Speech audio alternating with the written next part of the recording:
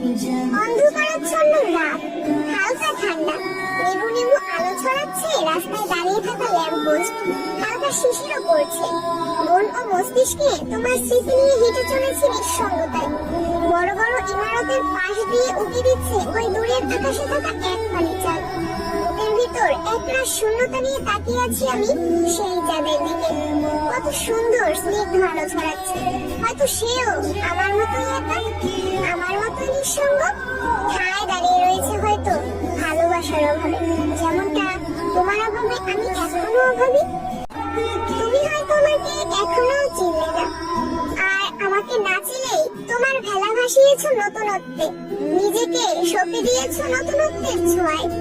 তোমার স্ত্রী হয়েছে, সংসার হয়েছে, নতুন কাউকে ভালোবাসছো আমাকে না চিনে। আর যে গাছকে ওই পোকা ধরেছিল না, সে গাছ বোধহয় আমিই ছিলাম। তুমি অন্য কাউকে ভালোবাসবে, অন্য কেউ তোমাকে ছুঁয়ে দিবে, অন্য কারো হাত ধরে 3 বেলা ভাতের সাথে সুখ মিশিয়ে খাবে। আর এইসব অনুভব করে আমি যে রোজ একবার করে মরে যাচ্ছি।